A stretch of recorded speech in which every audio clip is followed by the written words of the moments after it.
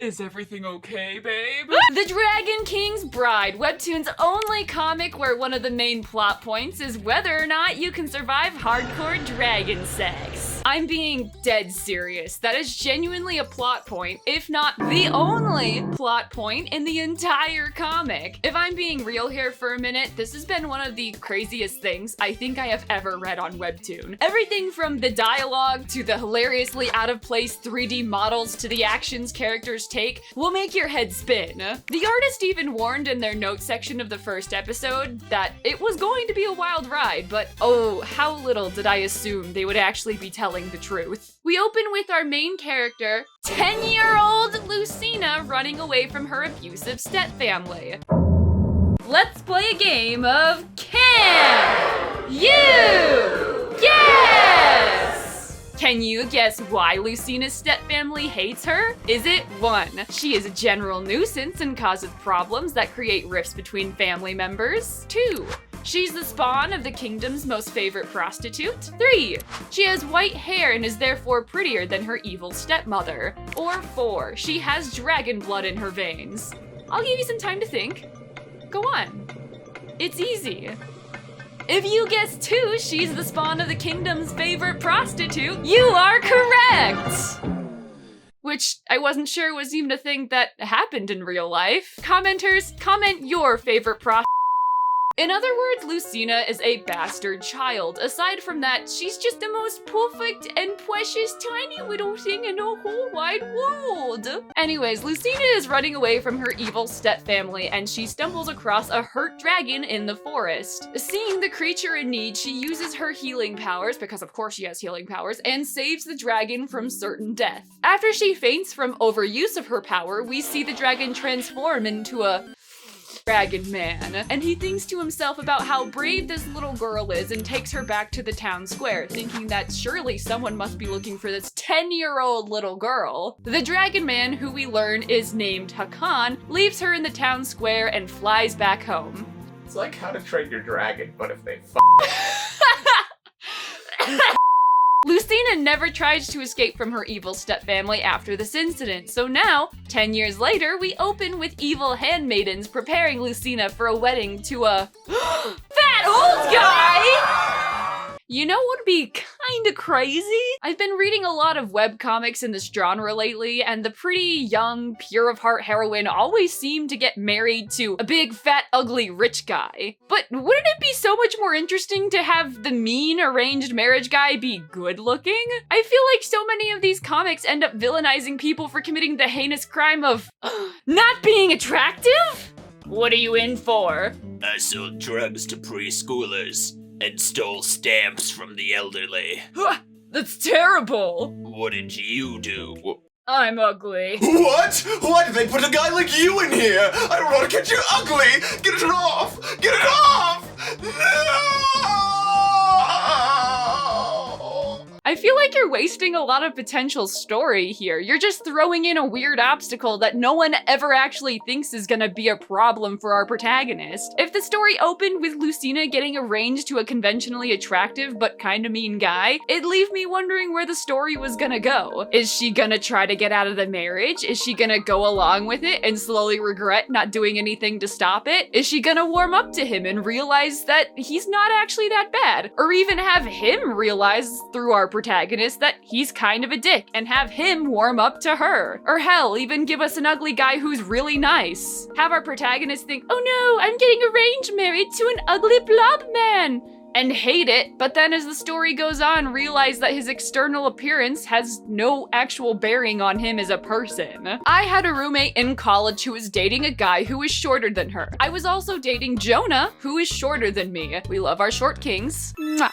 And my roommate eventually broke up with him because he was shorter than her. And when she started having doubts about doing so, she asked me how I dealt with Jonah being shorter than me. And I told her I liked Jonah. He's nice, he's caring and respectful. And if I hadn't given him a chance, then that would be pretty shallow of me, wouldn't it? She then got back with her boyfriend to prove, in fact, she was not shallow, only to break up with him again a few weeks later. That little blob story story from my life has more twists and turns about marriage and relationships than any of these generic-ass webtoon romance comics I've read recently. What I'm basically trying to say is more of these stories should take notes from Shrek 2. Ugly people do not equal bad, pretty people do not equal good. And while I'm not saying you shouldn't write a story with an ugly evil person, I think it'd be a hell of a lot more interesting to give the unconventionally attractive person a chance. So, Lucina is getting prepared. And then we see her evil stepbrother, don't ask me his name, I literally did not learn it, walking in proudly proclaiming to his mother that he went out and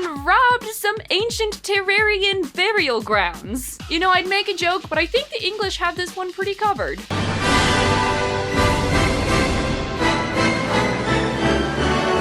His evil mother, again, don't bother learning her name, it doesn't matter, starts yelling at him about how stupid he is for doing that. And then their castle gets invaded by the Tayar tribe. Who is the Tayar tribe, you might ask? Well, the Tayar tribe is a famously uncivilized tribe full of dragon people, such as Hakan, who we saw earlier. The tribe is well known for being very brutal and aggressive towards outsiders, especially those who rob their burial grounds. Now, some of the Tayar can turn into dragons, like we see Hakan do earlier in the story. That said, it quickly becomes very confusing who in the Tayar tribe can and cannot turn into a dragon. We only really see Hakan turn into a dragon, which initially made me think only royalty can transform, but during the epic battle scenes, we also see other dragons there. So are those other dragons also people, or are they just pet dragons? We're never shown that reverting to their true forms is energy depleting or anything, so I don't understand why we rarely see other dragons. I know if I could turn into a sexy 3D dragon model, it would be my main party trick. So where the heck are the dragons from this dragon tribe? It may seem like a bit of a nitpick, but when the story is about dragon people, it would be nice if I had any idea of how the dragon people actually worked. So the Tayar tribe attack the castle Lucina and her evil stepfamily live in. They brutally slaughter all of the guards and most of the people, and Lucina and some of her stepfamily are brought to the leader of the attack, who we'll recognize as Hakan. In order to have their lives spared, the evil stepmother offers Lucina as a bride to Hakan. Lucina reminds him of the little girl he met 10 years ago, and that memory of a little girl makes him decide to go ahead and marry Lucina. Don't worry, the whole thing was consensual on Lucina's part. If she said no, then she'd be murdered. You know, consensual. This is our sympathetic male lead, guys. We stand a consensual king! Hakan, the most relatable and likable love interest, even tries to have a wedding ceremony based on her customs. He has his army men go and pick flowers outside of the currently burning castle with beheaded heads dangling from walls and forces the priest guy to wed them. Aw, he's a romantic. What a nice guy learning his wife's marital customs. Meanwhile, Lucina is so terrified that she faints before the pair can kiss, and the chapter ends with everyone riding off and Lucina's evil stepmother telling her son that they need to get Lucina back in order to marry her off to the fat, ugly, evil man. Don't worry, guys, this plotline doesn't go anywhere for too long, so you can forget about it like I did after a certain chapter. So the Tayarians travel back home, and we learn things about our main character. Sad things. Bad things. She is the female lead in a webtoon after all. She can't have possibly had one good moment of happiness in her life. Hakan finds out she likes to eat food, specifically Subway sandwiches. The art for the food doesn't even look bad. It's actually really well done. It just stood out so much from everything that was happening that even the commenters were joking about it. All of it tastes so good, from the smoked fish to the vegetables inside. And all for only $6 for 6 inches. Subway, brought to you from some random dragon dude who killed your family. And pedophiles. Then he makes a joke about sleeping with Lucina, since it is their wedding night after all, and Lucina straight up breaks down into tears over the very notion of it. Then Hakan tries to frantically tell her not to worry, he was just following her customs again. He leaves saying, "Don't worry, I won't do anything to you." You're a good guy, Gary. My guy, I think you've actually done enough. Kidnapping and forced marriage aren't exactly stellar ways of meeting chicks these days. If there's anything that makes me not think a man is going to do anything nefarious to me, it's definitely not the man telling me out of the blue he won't do anything nefarious to me. Why, hey there. No, don't worry. I'm not gonna steal $20 from your wallet. Well, I wasn't worried before. No. I said I wasn't going to take it.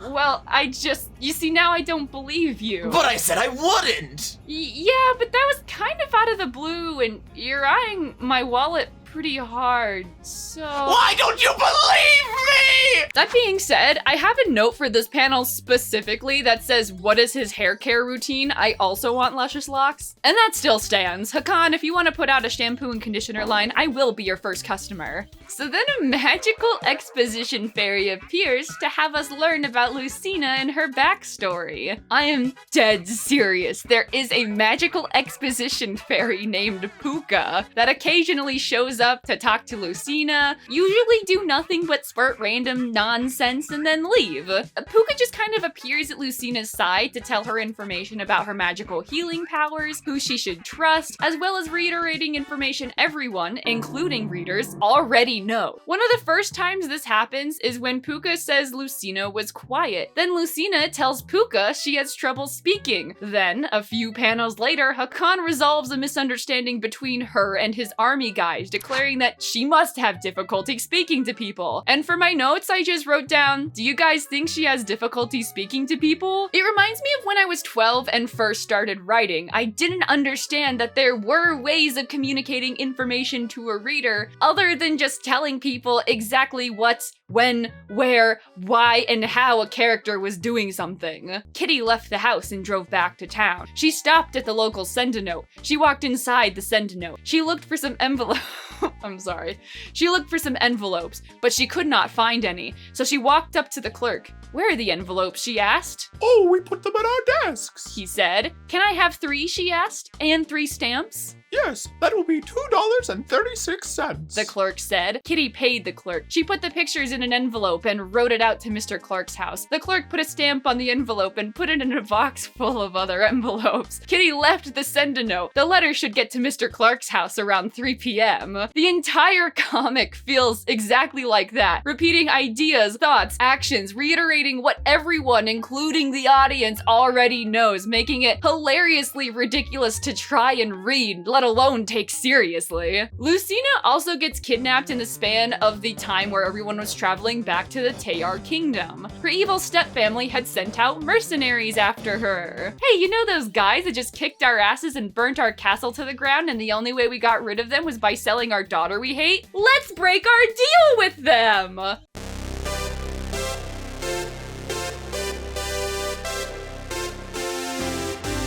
But then the mercenaries swiftly get caught and murdered for kidnapping Lucina. I will not let you destroy my world! This is where we get the first line of Hakan telling her to close her eyes while he straight up beheads someone! Now you might be thinking, did you just say first? Yes! There is not 1, not 2, but 3 scenes where Hakan does this! And Lucina, rather than, reacting to this how a normal person would, thinks to herself about how safe she feels being with Hakan. He's so quirky. Oh my gosh. Hakan kidnapped you. Hakan forced you to marry him. Hakan just beheaded a dude who also kidnapped you. And you're thinking you feel safe with him? I can change him. Oh my god! I'm left so speechless for most of this comic. It's so baffling. The crazy thing is that this is a running theme for most of the comic too. Lucina will remark about how safe she feels with Hakan 1 minute, and then when she feels she's in danger, will beg and plead for him not to hit her. I actually have experience with writing and drawing comics about an abusive relationship. While there are definitely parts I wish I could go back and change, I made it clear that this was never never a good thing to begin with. But when I take a look at comics like The Dragon King's Bride, I don't know how these stories accidentally write some pretty realistic, trauma-driven, abusive relationships while trying to write romance.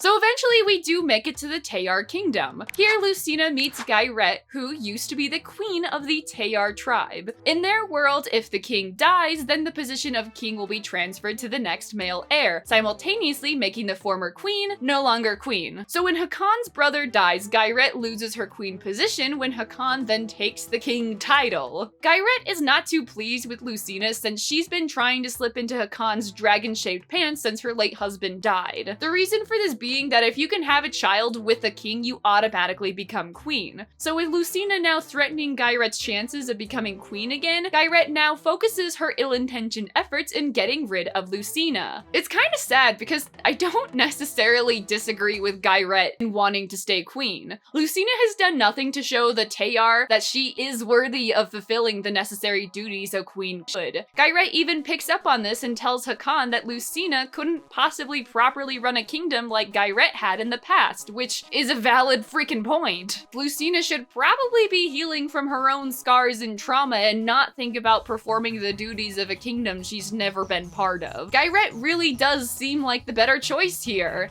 She has experience, she knows the laws of the land. Gairet is the best option for leading in this case. It's like if someone plucked me out of my home and told me to start running the country of Botswana.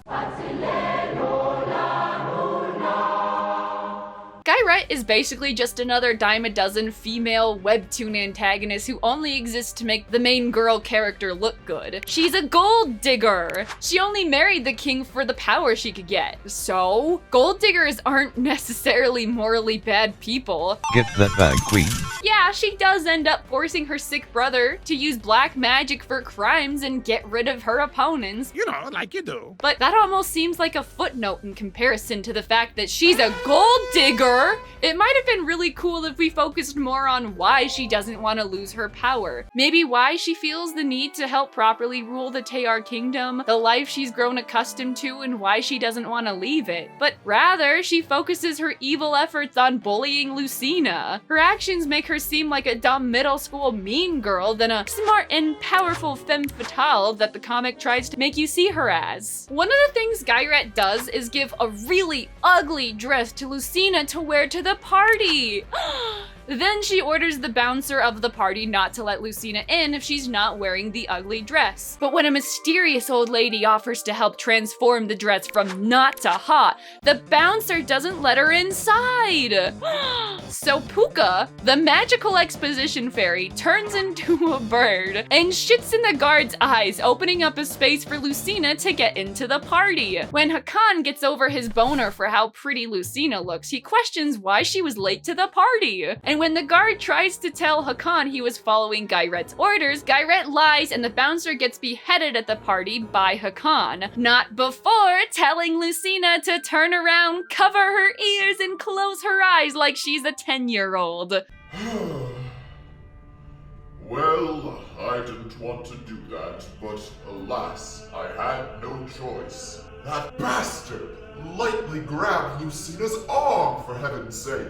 Good thing despite this, I'll remain sympathetic and likable and believable as a love interest.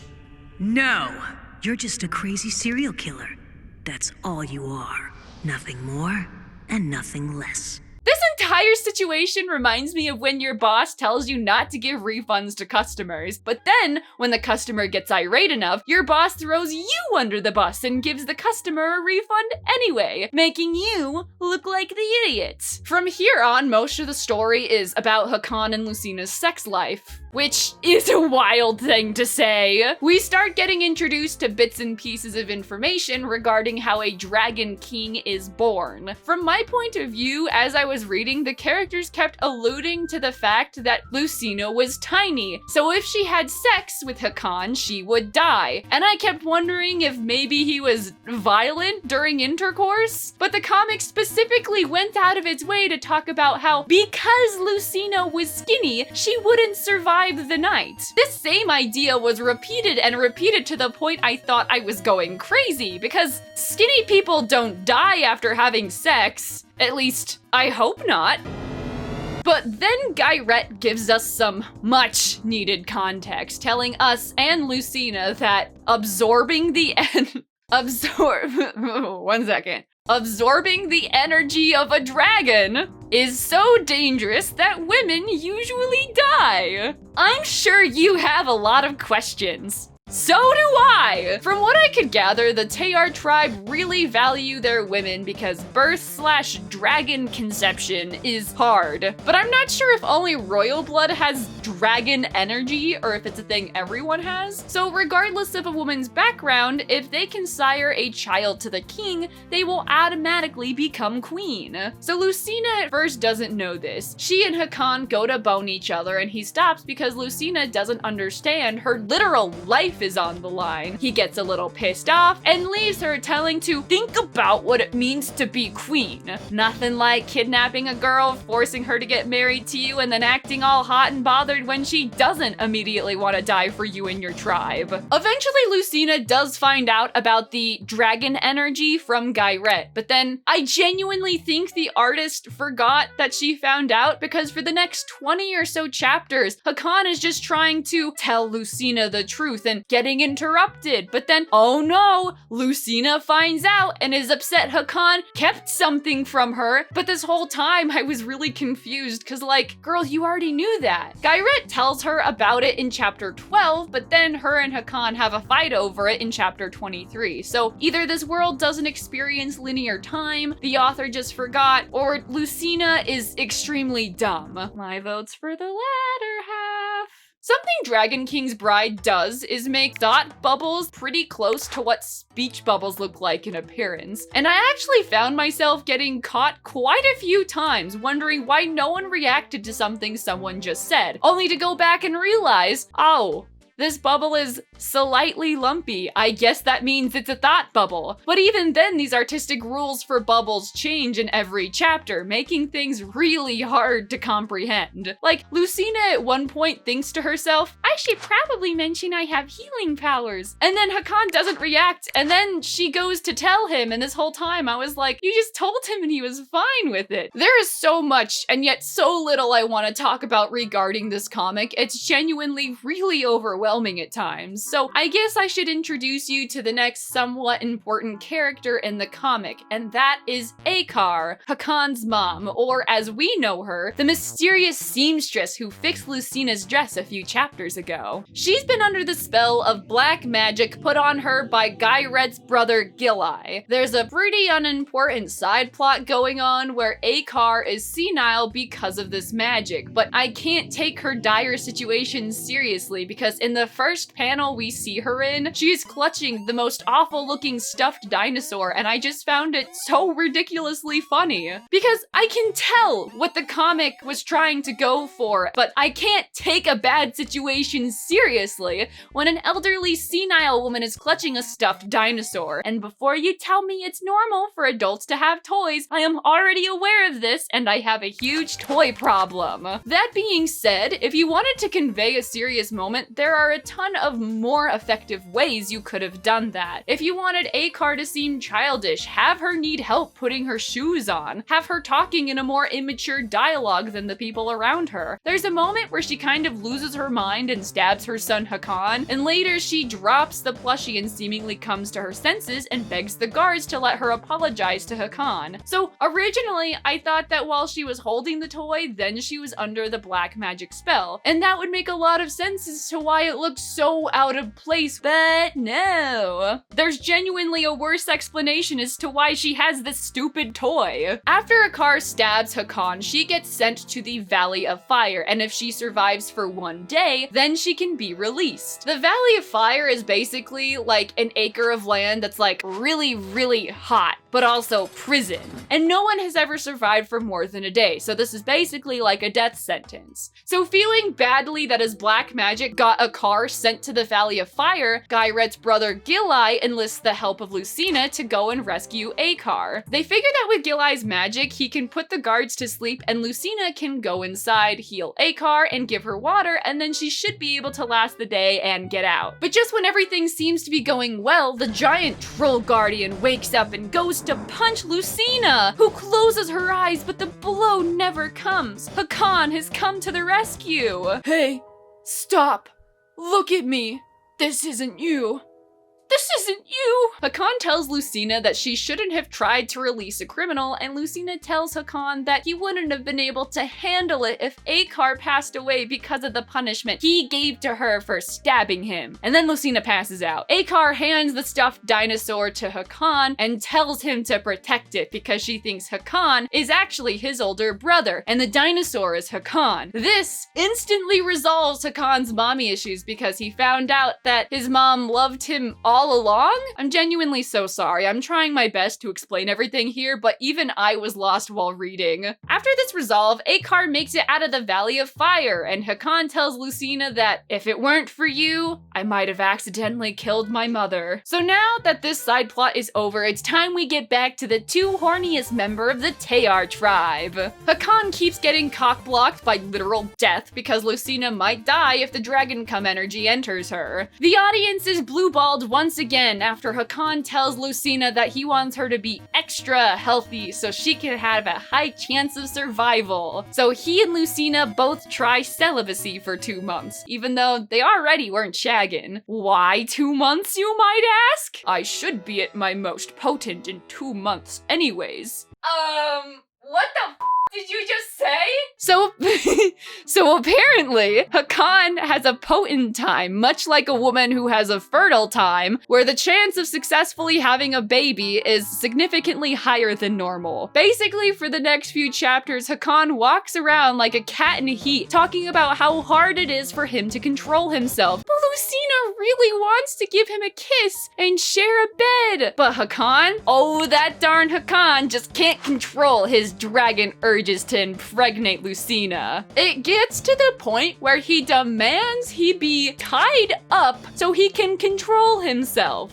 Red flags here! Let me say it for the ladies in the back. Having to tie up your boyfriend because he can't control himself is not cute and not funny, no matter how much this comic tries to convince you that it is. Hakan eventually winds up breaking his ties and forcing Lucina down before stopping himself and ordering someone to chain him up for the night. But oh, Lucina, she just thinks it's the silliest, goofiest little thing. Kind of makes me rethink him promising not to do anything to her in those first few chapters. Any of my men in the audience, do you hate it when guys are portrayed like this? Because I sure as hell do. There's a conversation between Gilai and Lucina where he asks her why she likes Hakan, and she tells him it's because he calls her pretty and seems to care about her. And then he points out that that's basically the bare minimum. And I just thought it was so silly because, like, he ain't wrong, Chief. So eventually the author realizes they do need a reason for Hakan and Lucina to actually have sex. Hakan is alerted that the hatchling fortress is under attack. You know, the hatchling fortress where all the babies are presumably stored? It's a lot like the human baby sanctuaries that are around. Hakan rushes off to help aid in the battle, only to find out it's a trap! Being overwhelmed, he gets stabbed. Can you guess where he gets stabbed? Can you get? Okay, so maybe his armor was poorly designed and left one of the most vulnerable parts of his body completely unprotected. But hey, this is a learning experience. Surely after this, he'll start wearing more protective armor so he'll, you know, actually have a chance at surviving future battles. You know what is so funny about this? The fact that Hakan's older brother, who he respected and looked up to and based his decisions on, was also stabbed in the f***ing abs! Why don't you guys have ab armor? Who designed this? What the f***? Hakan goes to the sanctuary, and Lucina rushes to him and goes inside to heal him. But uh-oh! So Hakan has reverted back to his true form, and he now looks like the dragon from the beginning of the comic. We as an audience already know he's the same person, but Lucina doesn't know Hakan was that dragon, and Hakan doesn't know that Lucina was that same 10-year-old he fell in love with. But they both figure that out after Lucina heals him. Then when they learn, they're so happy that they go home and have sex. This is probably a side tangent, but the reason I keep pointing out about the age difference between Hakan and Lucina is because the author goes out of their way to prove it's not actually that creepy. With Hakan even telling Lucina he's only 27 in human years while not disclosing how old he is in dragon years, and sure, whatever. But then, when Lucina meets someone who is also older, like way older, but looks super hot and conventionally attractive, then Hakan has an issue. No matter how young he may look, he's several times her age. Hakan? Hakan? Didn't seem to bother you too much, huh, Hakan? Semantics aside, Lucina gets pregnant. Yippee! Because of some magic stuff, she ends up being not able to heal anyone while she's pregnant because her powers are constantly working on keeping her alive. Guyret then takes the opportunity to try and frame Lucina for a black magic crime Guyret had originally committed so that she can sleep with Hakan and stay queen. In this life, she and Gilai had used a black candle in order to convince Hakan that Lucina was secretly in love with someone else. Essentially, the black candle, when lit, causes hallucinations when you look or think of someone you love. Except this rule doesn't apply when Hakan is nowhere near the candle. So, what I was trying to explain is when the candle is lit and the smoke gets in his lungs, then he goes crazy, but then he also goes crazy when he's nowhere near the candle and we're not sure if it's even lit. So I don't understand how it works then. There you go, that's perfect. No, Perfect. Use that audio. All right. Isn't that a black candle? You recognized it right away! This line had me laughing so hard, I started choking on my Ritz cracker and I couldn't breathe. Dragon King's Bride nearly killed me to read. Here's where Lucina gets kidnapped for a third time while under house arrest to Guyret. She then gets pushed down and roughhoused while pregnant, and her life is threatened by her kidnappers, who, under Guyret's orders, were instructed to kill her. They then get murdered by the comic's fourth set of kidnappers, who turn out to be Lucina's evil stepfamily. Let's take another quick break to play a round of Can You Guess? Can you guess what happens after Lucina's evil stepfamily re-kidnaps her? Do they 1. Get beheaded after Hakan tells Lucina to close her eyes? Do they 2. Get beheaded after Hakan tells Lucina to close her eyes? Do they 3. Get Yeah, this is the third time that exact same thing has happened in this comic. And every time Hakan beheads someone in front of Lucina, Lucina thanks him for it later, telling him it made her feel taken care of. It made her feel safe. They're perfect for each other. Ladies, get yourself a man who will cut off heads for you. This entire comic is such a roller coaster of freaking emotions. I don't even know if I've covered all the plot points because most of the comic doesn't actually matter. It's one big clump of event after event and blue balling after blue balling. I might not have liked or wanted the foreplay episode in The Remarried Empress, which I had to read for the Rashta video, but at least fans got exactly what they wanted. It was probably a satisfying conclusion for the fans, but here, I don't even know how to sum up my feelings for this, I gotta be honest. The hilariously out of place 3D assets made me feel like I was tweaking. The artist had to be messing with me. Were they actually taking this seriously, or were they just having fun and getting paid at Webtoon's expense? Get that bag, queen. The dialogue was so bad. It was so bad, dudes. They kept saying that Lucina was the one who couldn't talk properly, but I thought she was the most understandable person out of the entire cast. I guess it was a silly read. I definitely had fun reading it with my husband Jonah during one of our live streams. I will obliterate this castle and wipe it off the map. Let's go! Look at the horse! Oh, I love him so much. I like that he's like 75% bigger in this shot than the last shot of him. But that said, I wouldn't be able to take the story seriously if my life depended on it. I usually tend to strain to find something enjoyable with these types of comics in order to entertain myself, and while this one had me shitting myself at how absolutely silly and unintentionally goofy it was, I wouldn't say it's competent. I would say reading it with your friends would be a lot of fun though. I guess a proper way to explain my feelings is whelmed. Very, very whelmed.